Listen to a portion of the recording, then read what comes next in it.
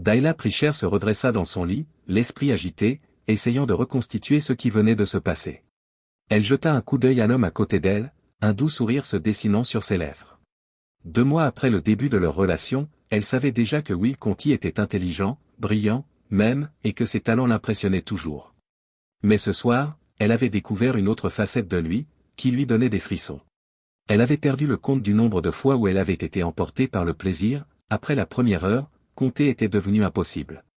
Dayla a rencontré Will il y a un peu plus de 2 mois lors de son rendez-vous habituel. Avec quelques collègues de travail, elle se défoulait un vendredi soir à la taverne Murphy S. Dayla avait besoin de quelques verres.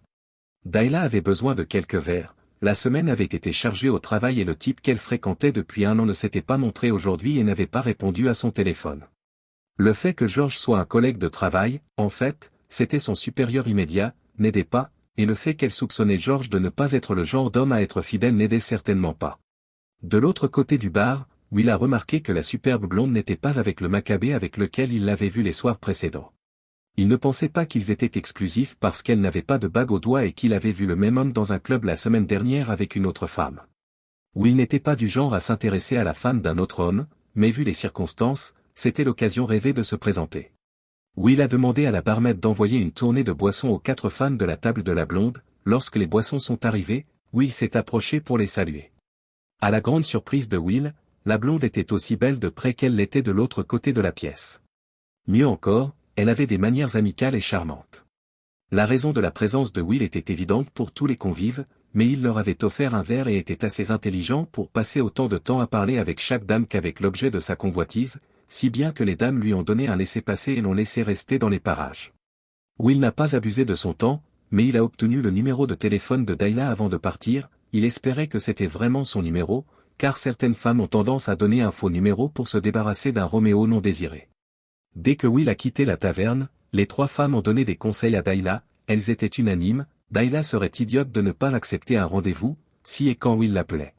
Phoebe était la plus catégorique et, comme d'habitude, la plus drôle. Ma fille, si tu ne dis pas oui quand il appellera, tu me le feras savoir. Je ne suis jamais sortie avec un blanc, mais pour celui-là, je ferai une exception. Les autres femmes ont ri, car elles connaissaient Phoebe mieux que cela. Phoebe était connue pour son amour et son affection indéfectible pour son mari, Jeffrey. Will a appelé plus tard dans la semaine et Dayla a accepté son invitation pour leur premier rendez-vous le samedi après-midi suivant. Will a emmené Dayla à l'Institut d'art. Dayla n'y était pas allée depuis au moins 5 ans et jamais avec un homme qui connaissait parfaitement l'art classique et moderne. Ce n'était pas comme si Will essayait d'impressionner Dayla avec ses connaissances, c'était plutôt comme une conversation, pour découvrir ce qu'elle aimait et ce qu'elle n'aimait pas. Lorsque Will a déposé Dayla à son appartement plus tard dans la journée, ils avaient prévu de passer leur prochain rendez-vous au Wrigley Field. Pendant le match, Will a avoué son ignorance en matière de baseball et c'était au tour de Dayla de l'éclairer sur les nuances du jeu. Pour Will, ce fut le match de baseball le plus agréable depuis que son père l'avait emmené au Wrigley Field à l'âge de 10 ans, juste avant que son père ne meure prématurément d'un accident du travail. Au fil des semaines, Dayla a passé plus de temps avec Will et beaucoup moins de temps avec George. Après la 4e semaine, Dayla a passé la dernière nuit dans le lit de George. Aucune annonce n'a été faite, Dayla a simplement cessé de sortir avec George et ce dernier était trop occupé avec les autres femmes qu'il fréquentait pour s'en rendre compte, du moins pendant un certain temps.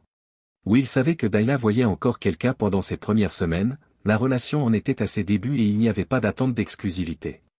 Mais après la 4e semaine, Will a remarqué que Dayla était disponible chaque fois qu'il l'invitait à sortir. Ni Will ni Dayla n'ont beaucoup parlé de leurs anciens amants respectifs au cours de ces premières semaines, chacun ayant des raisons d'éviter le sujet. C'était un signe des temps que tous deux sortaient et couchaient avec des collègues. Will n'a rompu que récemment avec Amanda Potter, l'une des informaticiennes du bureau. Au cours des 2 premiers mois de leur relation, Dayla a découvert que les connaissances artistiques de Will n'étaient que la partie émergée de l'iceberg. Will possédait une vaste collection de CD couvrant la musique classique, la country, le rock et le jazz. Un après-midi, ils ont écouté le CSO à Grand Park. Will était le seul homme qu'elle connaissait qui pouvait passer la matinée à lire Dostoïevski et l'après-midi à régler tous les problèmes d'entretien de son appartement que le concierge ne trouvait jamais le temps de résoudre.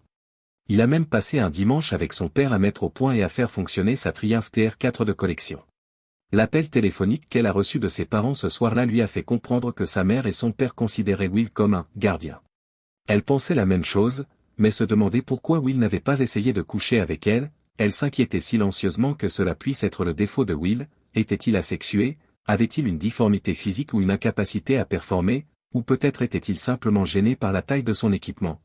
Dayla était déterminée à le découvrir, mais elle n'en eut pas l'occasion car le vendredi suivant, Will lui demanda de porter quelque chose de « joli » et l'emmena au Colonial on Rush au lieu de leur habituel vendredi soir dans l'une des tavernes du quartier. Dès que le serveur est parti avec les boissons commandées, Will s'est mis au travail. « Tu dois probablement penser que je suis gay ou quelque chose comme ça puisque je n'ai pas essayé de t'emmener dans mon lit, n'est-ce pas ?» Dayla était tentée de mentir, mais quelque chose en elle savait que ce n'était pas la bonne façon d'entamer la prochaine phase de leur relation. Elle lui répond honnêtement. « Oui, cette idée m'a traversé l'esprit. Cela et d'autres raisons, y compris le fait que tu ne me trouves pas attirante ou sexy. Rien ne pourrait être plus éloigné de la vérité, tu es, sans aucun doute, la femme la plus attirante que j'ai jamais fréquentée. » Dayla sourit au compliment. « D'accord, c'est réglé, merci. Mais est-ce que ça veut dire que tu es de nouveau gay ?» Dayla a dit cela en s'assurant qu'il comprenait qu'elle essayait de garder la conversation légère, mais secrètement, elle croisait les doigts. « Non, je ne suis pas gay, comme l'a dit Seinfeld, non pas qu'il y ait quelque chose de mal à cela, et j'espère que nous pourrons corriger toutes les autres idées fausses concernant l'attirance que j'ai pour vous et si j'ai des problèmes de performance. Cette pensée vous a probablement traversé l'esprit aussi, n'est-ce pas ?» Dayla a répondu à sa question par un autre sourire, elle était prise et n'a pas eu besoin de dire un mot pour confirmer que c'était aussi l'une de ses craintes. C'est à ce moment-là que le serveur a apporté leur boisson, elles ont demandé si elles pouvaient avoir quelques minutes de plus avant de commander le dîner. Dès que le serveur a accepté et est parti, Will a continué. « Dayla, j'ai attendu aussi longtemps pour plusieurs raisons. D'abord, parce que je savais que tu avais une relation avec ton patron. Nous n'en avons pas parlé, mais j'ai l'impression que cette relation est terminée.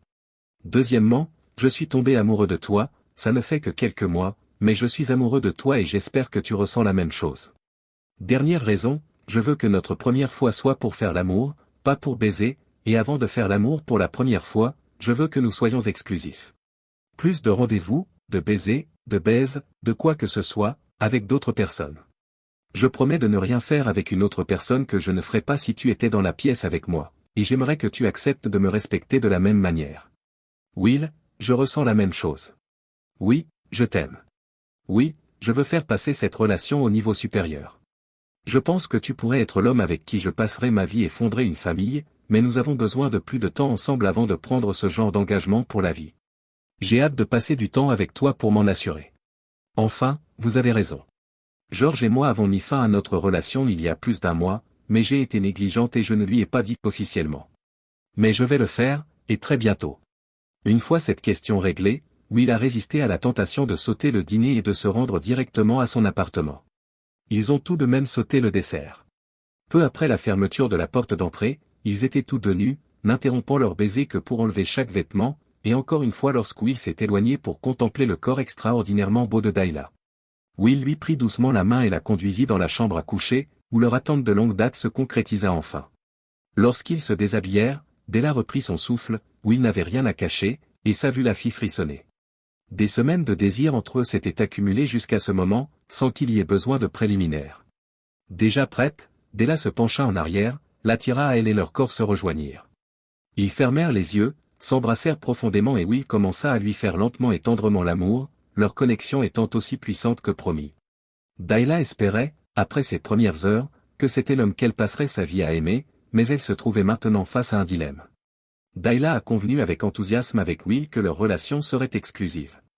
Il a été très clair et très simple, s'ils étaient intimes, personne d'autre ne devait faire partie de leur vie, pas de rendez-vous et certainement pas d'autres partenaires sexuels. Dayla était amoureuse de Will et ravie que ce dernier ressente la même chose. Le dilemme ?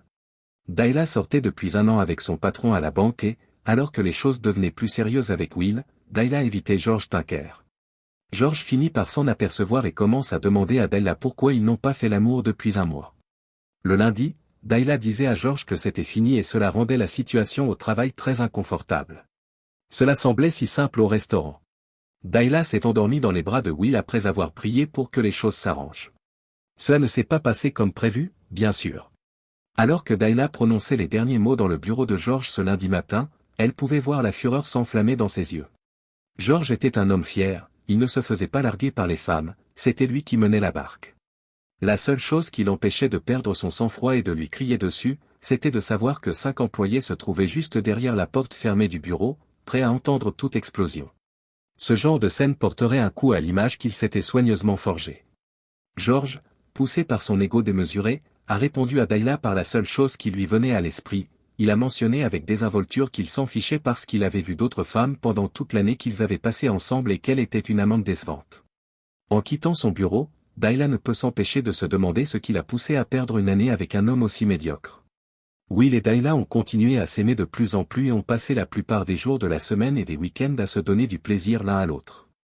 Un soir, après avoir fait l'amour, Dayla n'en peut plus et s'allonge sur le côté, une main soutenant sa tête et l'autre jouant doucement avec les cheveux de Will. Dis-moi comment tu es devenue une amante aussi incroyable. Will rit jusqu'à ce qu'il voie le regard de Dayla. Il connaissait suffisamment Dayla pour savoir qu'il s'agissait d'une question sérieuse et qu'une partie d'elle avait peur de la réponse.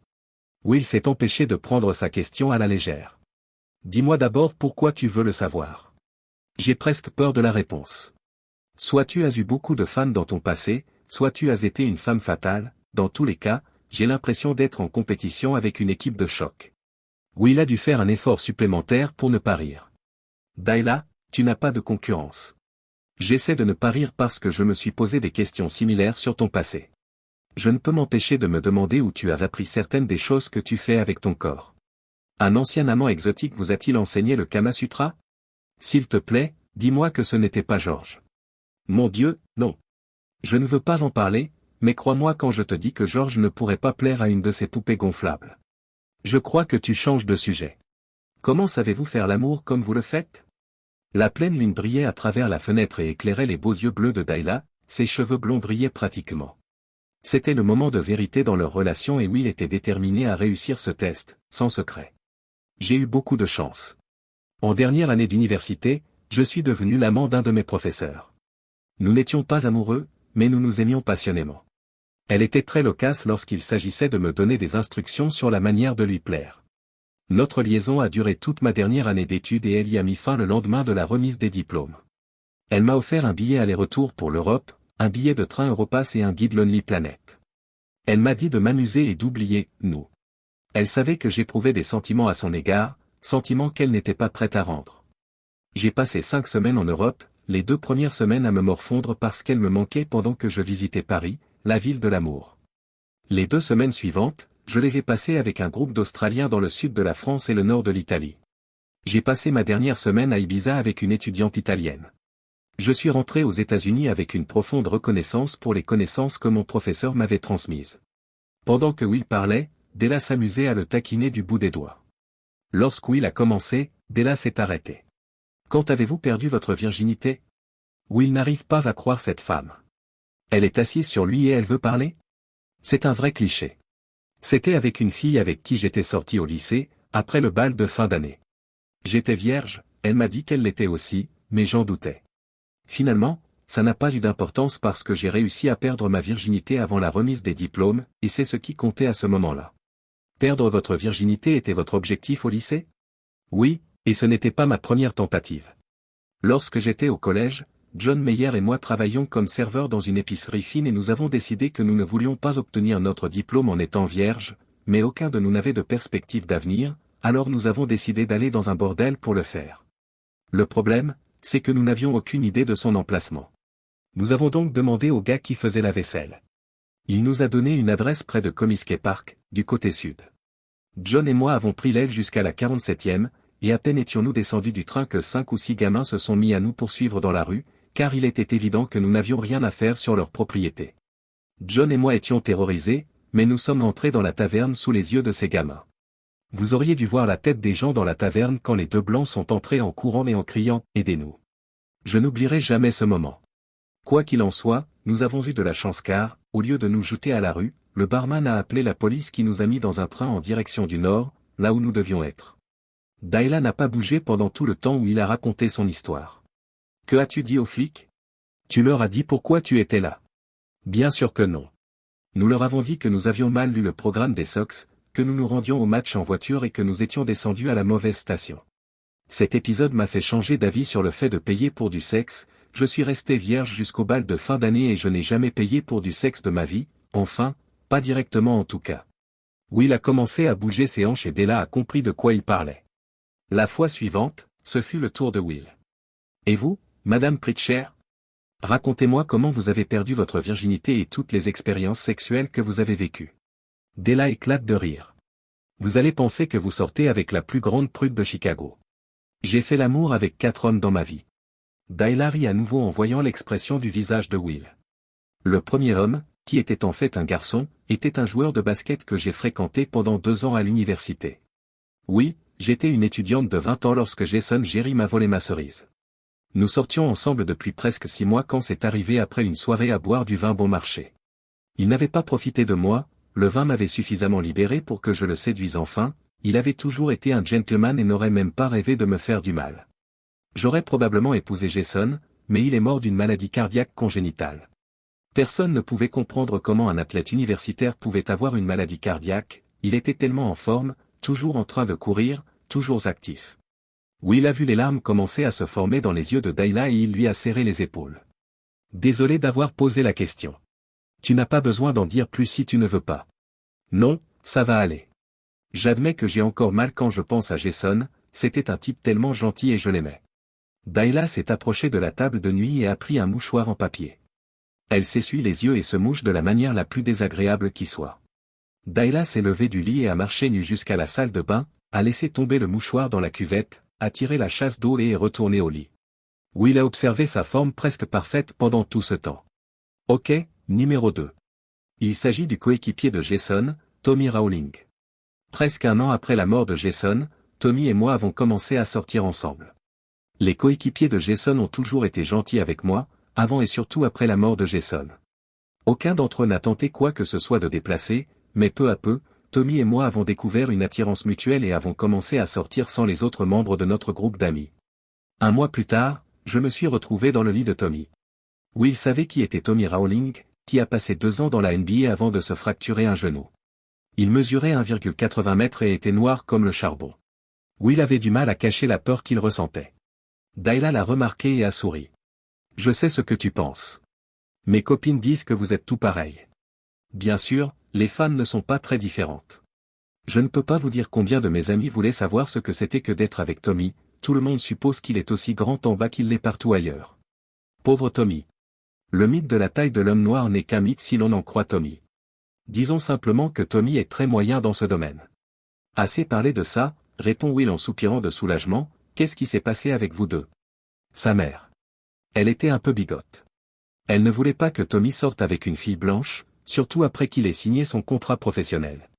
Elle pensait que je voulais lui voler son argent, ce qui était une vraie blague puisque c'est elle qui l'a saigné à blanc alors qu'il n'a tenu que quelques années en NBA. On pouvait la voir dans les tribunes, portant une tonne de bijoux et criant après les arbitres les rares fois où il a pu jouer. Encore désolé. Donc, je suppose qu'il ne reste plus que George. Oui, George. Quelle erreur ce fut. Quelques mois après ma promotion au poste de caissier en chef, George a commencé à me courtiser. Ce n'était pas du harcèlement, je participais volontiers à cette aventure. Il venait d'une famille riche et avait des charmes de haut niveau. J'avais 25 ans, je n'avais pas eu de relation sérieuse et je n'avais pas baisé depuis 2 ans, j'étais mûr pour la cueillette. Tu m'as demandé une fois comment j'avais réussi à te serrer comme ça. Tu peux remercier Phoebe, tu te souviens d'elle, la femme étonnante que nous avons rencontrée le premier soir à la taverne? Quand je me suis plaint à elle de ne même pas sentir George parfois, elle m'a dit de pratiquer les Kegels. Elle m'a dit que c'était la solution idéale pour régler les problèmes de la taille d'un crayon. Je suppose que tu as bénéficié de toute cette pratique, bien que tu n'en aies certainement pas eu besoin avec ta taille. Mais c'était bien pratique à l'époque. Dieu merci, c'est fini, l'ego de ce type est tellement gros que sa tête tient à peine sur ses épaules. Il était impatient de me parler de toutes ces autres femmes quand je lui ai dit que c'était fini. Cela va certainement affecter mon avenir à la banque, je vois que je vais devoir commencer à chercher ailleurs si je veux faire carrière. Les craintes exprimées par Dayla ce jour-là sont vite devenues plus évidentes. Dayla n'a pas été retenue lorsque le poste de directeur suivant a été pourvu. L'homme qui a reçu la promotion était marginalement qualifié, mais n'avait ni la formation ni les qualifications de Dayla. Alors que sa vie professionnelle devenait de plus en plus mouvementée, la vie amoureuse de Dayla était à l'opposé. Ils avaient peut-être quelques désaccords mineurs, mais ils étaient tous insignifiants par rapport aux similitudes des valeurs, des espoirs et des rêves de Will et de Dayla. Ils sont peu à peu devenus les meilleurs amis l'un de l'autre, leurs amis et leur famille ont dit qu'ils étaient des âmes sœurs et qu'aucun d'entre eux ne pouvait être en désaccord. Leur amitié a été mise à l'épreuve au printemps. Dayla a convaincu Will de rejoindre son équipe mixte de softball. L'automne dernier, Dayla a vu Will devenir le quart arrière de son équipe de flag football. Il pouvait lancer un ballon de football sur une corde de plus de 50 mètres. Puis, en hiver, elle l'a vu réussir des tirs à 3 points dans une ligue de basketball de la 1K. Comment un homme aussi doué pour le football et le basketball pouvait-il être aussi maladroit au baseball? L'équipe a fini par placer Will au champ droit et l'a fait battre en 9e position, tandis que Dayla lançait et battait pour la première fois. Dayla a été stupéfaite de voir comment Will s'est pris au jeu et a accepté son rôle avec grâce. Will n'était pas totalement dépourvu d'ego. La nuit où il a frappé 3 fois, il a ramené Dayla à son appartement et s'est assuré qu'elle ressente toute sa frustration, la laissant si endolorie qu'elle pouvait à peine marcher le lendemain. Parfois, un homme doit prouver qu'il a raison.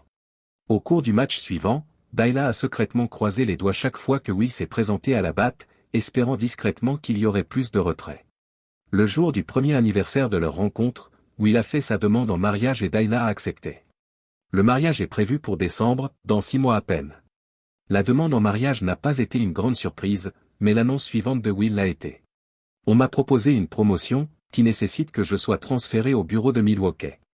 Ce n'est pas une grosse promotion, mais c'est un pas en avant.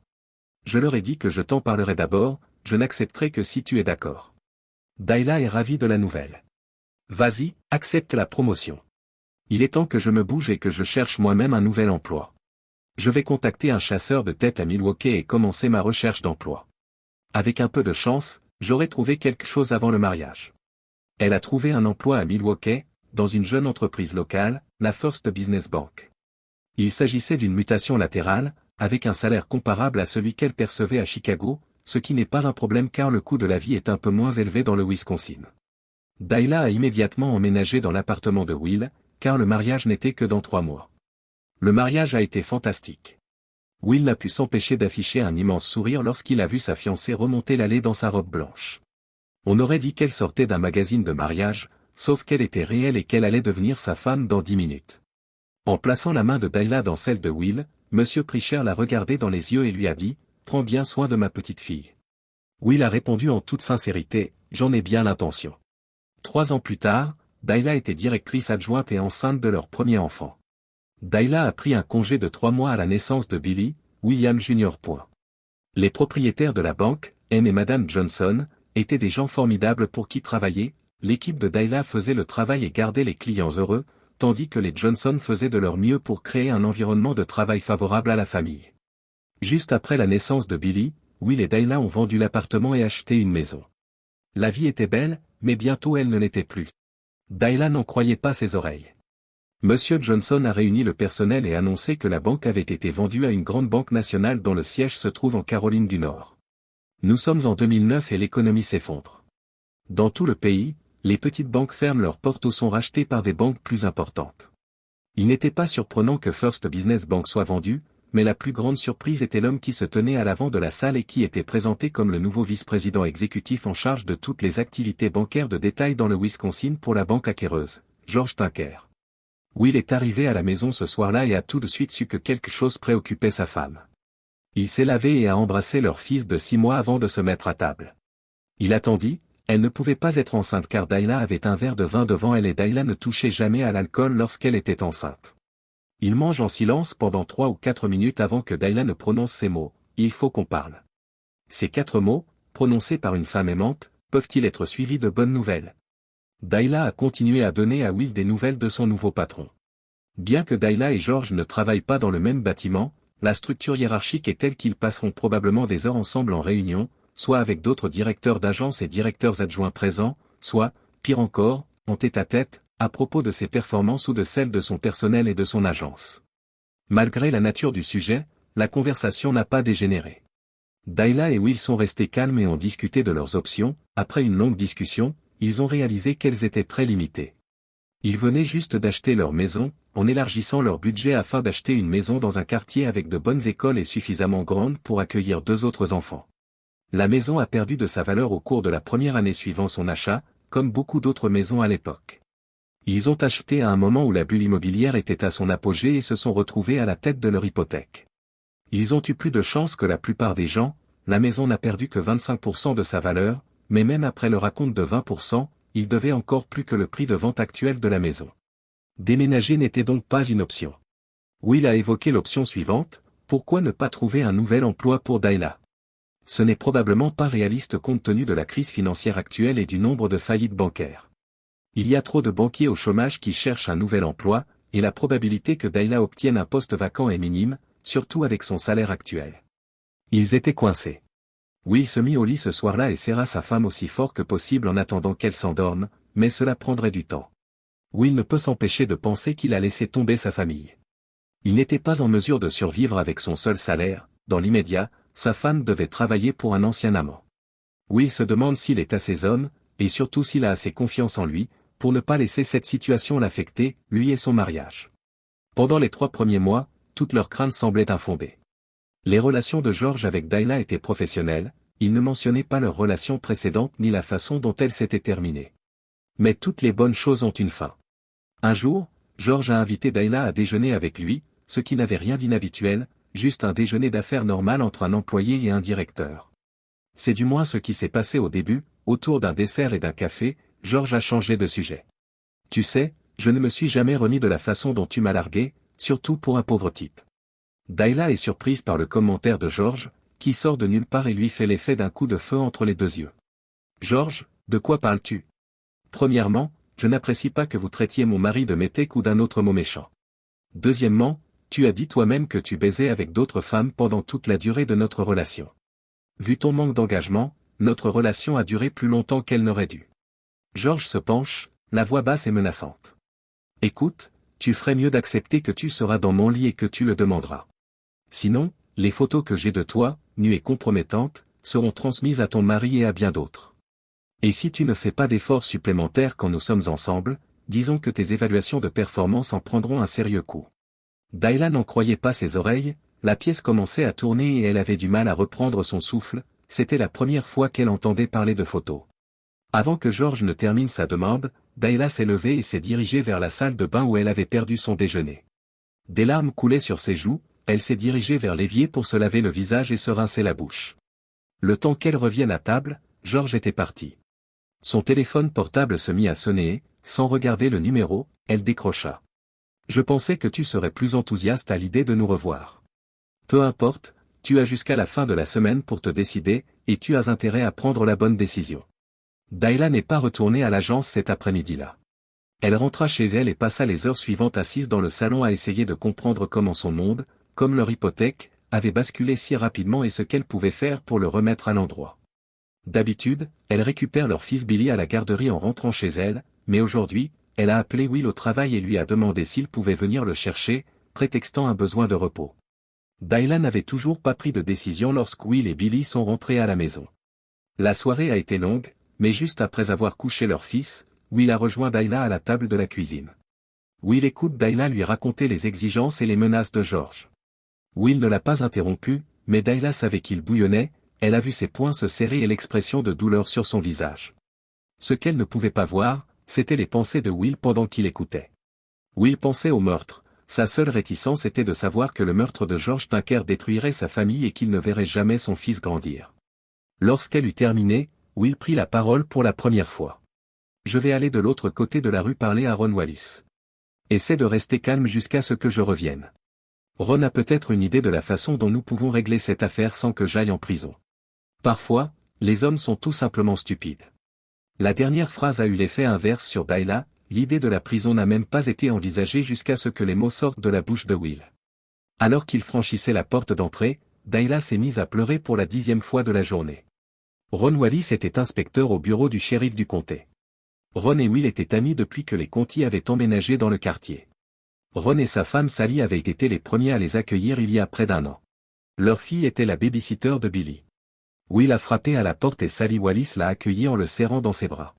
Will s'est excusé de débarquer comme ça et a demandé si Ron était à la maison, juste au moment où Ron est entré dans la pièce et a demandé à Will s'il voulait une bière. Will a refusé et s'est mis au travail. Avant qu'il n'ait fini son histoire, Sally a dit « Pauvre chéri », et s'est enfuie par la porte pour descendre la rue en direction de la maison des Conti. Après avoir écouté Will, Ron a posé quelques questions et a dit qu'il réfléchissait à la meilleure façon de gérer la situation, mais qu'il voulait d'abord parler à Dayla. Les deux hommes se sont rendus chez Will où ils ont trouvé Dayla et Sally en train de discuter dans le salon. Sally avait calmé Dayla en lui promettant que Ron ne laisserait pas Will faire des bêtises et qu'il aurait de bonnes idées pour aider Dayla à faire face à son patron. Le lendemain matin, Dayla s'est rendue au travail et a fait de son mieux pour imiter les conseils de Ron. Ron et Will se sont rendus au bureau du procureur, où Ron a présenté Will au procureur. Donna Carson était une femme corpulente, qui devait mesurer un peu plus d'1,80 m et peser au moins 90 kilos. Elle a remarqué le regard de Will et s'est mise à rire. « Ce n'est pas ce à quoi vous vous attendiez, monsieur Conti ?» Will est immédiatement embarrassé. « Ne vous inquiétez pas, monsieur Conti. J'ai l'habitude que les gens soient surpris.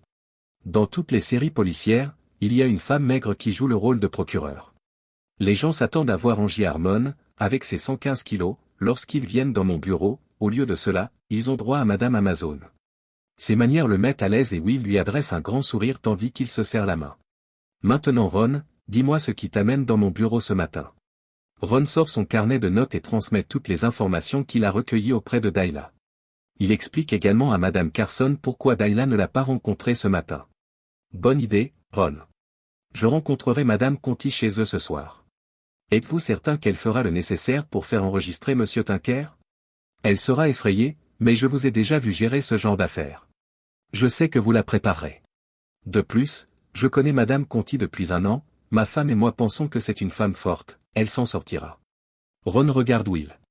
Comme vous pouvez l'imaginer, un certain nombre de femmes victimes de harcèlement se retirent avant que nous puissions obtenir une condamnation, soit au moment où nous essayons de leur faire porter un micro, soit au moment du procès. Madame Carson est l'une des meilleures pour aider ces femmes à surmonter leurs craintes. Monsieur Conti, je serai chez vous à 7 heures, si vous et Madame Conti êtes d'accord. Je passerai en revue notre plan d'action avec vous et votre femme. Ron, pouvez-vous être là? Si Madame Conti est d'accord, nous lui demanderons d'essayer d'enregistrer Monsieur Tinker. Cela nous aidera dans nos poursuites et dans les procès qu'elle pourrait intenter à Monsieur Tinker et à la banque. Avez-vous un représentant personnel? J'avoue que nous n'en avons même pas discuté, je n'ai pas pensé à aider ma femme à faire sortir cet imbécile de sa vie. Ron, donnez à Monsieur Conti le nom du requin le plus méchant dans l'eau, je pense que vous savez de qui je parle. Donna Carson a dit ces mots à Ron tout en écrivant les initiales, TJ, sur un bloc-notes posé sur le bureau. Will a fait de son mieux pour ne pas sourire pendant que Madame Carson retirait la page du bloc-notes et la mettait dans la déchiqueteuse située derrière sa chaise. Le même jour, Will et Dayla ont pu obtenir un rendez-vous avec Thomas Johansson en fin d'après-midi. Il a posé 2 questions pendant que Dayla lui racontait la conversation du déjeuner, puis il est entré dans le vif du sujet. « Je vais supposer que vous me dites toute la vérité. Si ce n'est pas le cas, dites-le-moi tout de suite. » Dayla se contente de hocher la tête en guise de réponse. Dayla se contente d'acquiescer. « Voici ce que je propose. Nous allons poursuivre à la fois Tinker et la banque. Dès que Tinker sera arrêté, et je ne doute pas que c'est ce que le procureur va faire, nous allons geler les avoirs de Tinker pour qu'il ne puisse pas s'en débarrasser. Ses frais de justice vont monter en flèche et nous voulons l'empêcher de tout dépenser. » Will s'inquiéta soudain de la tournure que prenaient les événements. « Monsieur Johansson.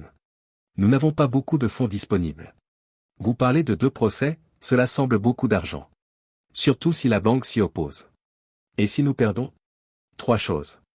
Premièrement, cela ne vous coûtera rien, si vous acceptez mes honoraires de 40% de ce que vous récupérerez, mais je couvre tous les frais en échange d'un pourcentage aussi élevé. Si un juge ou un jury vous accorde 2 millions, mais que vous ne recevez qu'1 million, je recevrai 400 000. Deuxièmement, vous avez une chance inouïe contre Tinker, la seule question est de savoir combien vous recevrez, pour ce que nous en savons, il peut avoir une valeur nette négative, bien que j'en doute. Troisièmement, je compte sur le fait que Tinker est un harceleur en série. Ces types sont rarement uniques.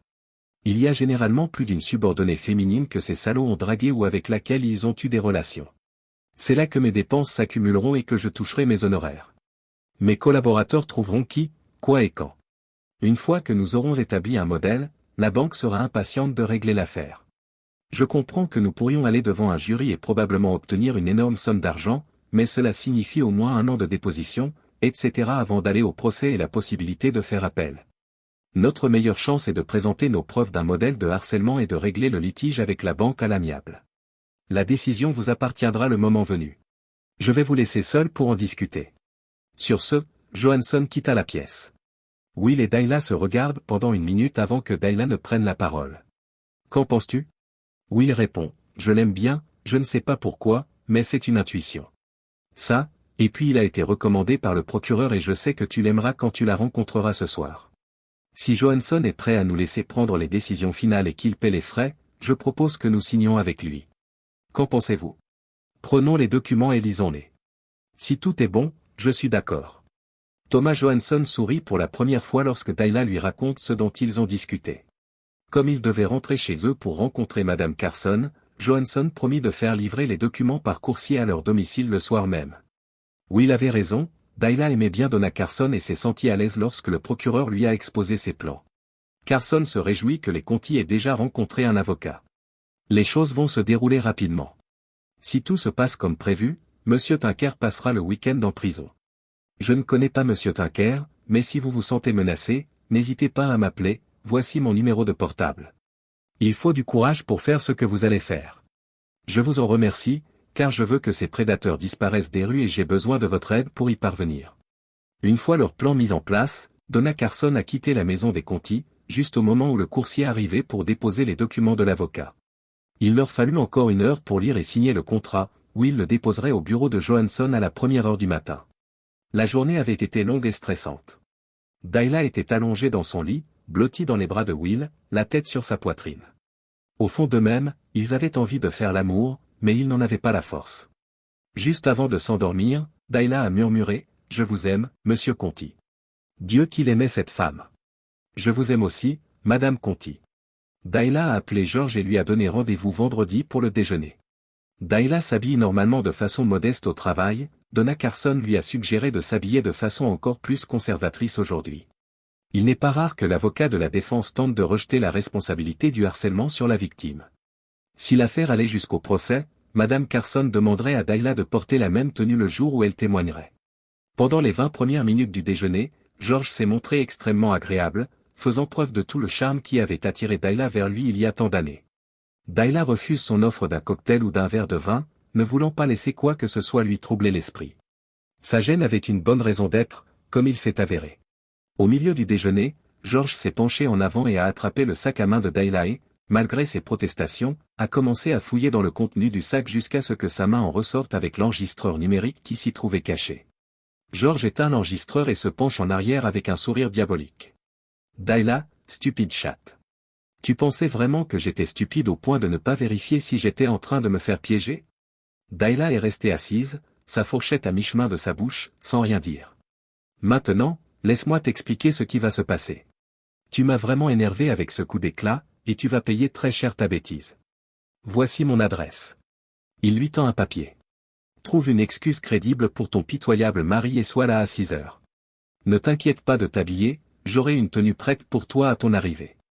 Et ne t'attends pas à être à la maison avant minuit, alors assure-toi que ton excuse pour le futur cocu est solide. Dayla essaya de ne pas réagir de façon excessive. Depuis quand cet homme était-il devenu un tel connard? Que se passera-t-il si je ne me présente pas? Je vous ai dit à quel point mon mariage est important pour moi. Pourquoi mettrais-je ma famille en danger pour toi? Parce que si tu ne le fais pas, je peux te garantir un monde d'ennui.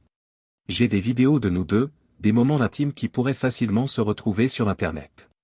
J'enverrai des copies à ta famille, à tes collègues, et surtout à ton précieux Will. Aucune des vidéos n'est datée, et j'ai veillé à supprimer tout ce qui pourrait remonter jusqu'à moi. Il est remarquable de constater à quel point vous avez peu changé au cours des 5 dernières années, personne ne se demandera si les séquences sont récentes. Faites-vous une faveur, soyez à cette adresse à 6 heures, et si vous n'êtes pas là à 6h30, les vidéos seront rendues publiques. Oh, une dernière chose. Parce que vous avez essayé d'enregistrer notre petite réunion, je pense inviter un ami à se joindre à nous. Tu vas l'aimer. Dayla n'a pas pu supporter 1 minute de plus, elle s'est levée de la table et a murmuré, « J'espère que tu as compris. » George ne s'est pas rendu compte que l'enregistreur dans le sac à main était un subterfuge. Il était réel, mais Madame Carson savait qu'il y avait de fortes chances que George le trouve. Le vrai mouchard était donc un dispositif d'écoute de haute technologie placé dans la doublure en fil de fer du soutien-gorge de Dayla. George paie la note du déjeuner et se lève avec un grand sourire. Le sourire s'est transformé en rictus lorsqu'il a pensé à cocufier le précieux mari de Dayla, puis en un regard inquiet lorsqu'il s'est retourné pour faire face à 2 grands hommes et une grande femme. Les 2 hommes tenaient des badges dans leur main gauche. Monsieur George Tinker, vous êtes en état d'arrestation. Pendant que George passe le week-end en prison, Donna Carson obtient un mandat de perquisition. Il a fallu 20 minutes à l'expert en informatique du procureur pour ouvrir le PC de George et encore moins de temps pour fouiller les clés USB que Tinker n'avait pas protégées par un mot de passe. Les photos et les vidéos de Dayla ont été trouvées, ainsi que celles de dizaines d'autres femmes. Certaines d'entre elles étaient au courant du tournage, mais la majorité d'entre elles ne l'étaient manifestement pas. Il a été prouvé qu'au moins 2 de ces femmes avaient déjà été victimes du chantage de George. L'une d'entre elles a finalement accepté de témoigner au procès de Tinker. Les choses se sont dégradées pour George à partir de ce moment-là, cela n'aurait pas pu arriver à un homme plus sympathique. L'avocat de Dayla a réussi à geler les avoirs de George pendant la durée du procès. Malheureusement pour George, une fois ses avoirs gelés, son cabinet d'avocats très performant l'a laissé tomber, l'abandonnant ainsi à son sort. Personne n'a été surpris par cette évolution, le procès civil et le procès pénal contre George étaient tous deux solides comme le roc, le procureur ne l'a pas laissé s'en tirer avec une simple tape sur la main. Le cabinet d'avocats de George a pu lire l'écriture sur le mur et a décidé qu'il ne voulait pas se retrouver avec 2 affaires perdues d'avance, surtout avec la perspective de faire les 2 pro bono. George s'est retrouvé avec un représentant médiocre. Will a dû s'empêcher de rire à certains moments du procès civil. Dayla a fini par obtenir un jugement de 2 millions de dollars. Bien sûr, une fois les biens de George liquidés et après que son avocat a pris sa part de 40%, Dayla a reçu un peu moins d'un quart de million. Elle considère néanmoins qu'il s'agit d'une aubaine, d'autant plus que la banque a également conclu un accord à l'amiable et qu'elle a gagné 300 000 dollars supplémentaires. George est parti pour un long moment. Il a été condamné à une peine de 5 ans, sans possibilité de libération conditionnelle avant d'avoir purgé au moins 3 ans de sa peine. Le procureur a veillé à ce que la peine ne soit pas purgée dans l'une de ses prisons de club de campagne. 6 mois après le procès de George, Will et Dayla se détendent dans le jardin des Wallis en regardant Ron faire griller du poulet et des crevettes sur le barbecue. Le ventre de Dayla était gonflé, ils attendaient des jumeaux dans 2 mois. Billy nageait dans la piscine hors sol avec la fille adolescente des Wallis et son petit ami. Personne ne laissait Will s'approcher du barbecue, car il avait la réputation de tout brûler. Will s'asseyait donc à la table de pique-nique pour déguster un lenny longniec tout en frottant le ventre de sa femme. Toutes les 2 minutes, l'un des jumeaux donnait un coup de pied, une sensation dont Will ne se lassait jamais. La porte moustiquaire de la cuisine s'est ouverte et Sally est sortie de la maison, suivi de Donna Carson et de l'homme le plus grand que Will ait jamais vu en personne. Il rappelait à Will un ancien bear, William, le réfrigérateur, Terry. En fait, il était plaquiste à l'université du Texas, mais il n'a pas choisi de devenir professionnel lorsque la faculté de droit de Harvard lui a offert une bourse d'études. Donna a surpris le regard de Will et a éclaté de rire.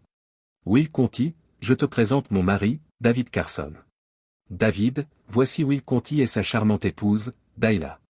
Will a serré la main de David, s'attendant à une pression monstre, mais il a été ravi de voir que David se contentait de lui donner une poignée de main ferme avant de se retourner et de prendre la main de Dayla. Plus tard, Dayla a dit à Will qu'elle avait l'impression que le grand homme tenait un oiseau délicat dans sa douce poigne. Les 3 couples se sont retrouvés dans une ambiance détendue.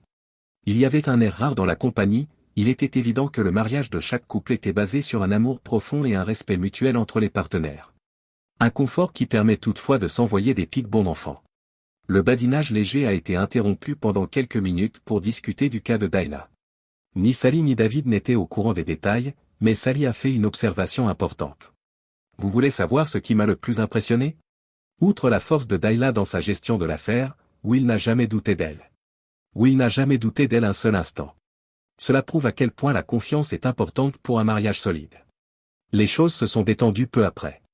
Les enfants sont sortis de la piscine, se sont séchés et ont rejoint les adultes à table pour le service. Le poulet et les crevettes ont été distribués, et Will a supporté quelques plaisanteries sur le fait qu'il n'était pas assez « homme » pour savoir se servir d'un grill.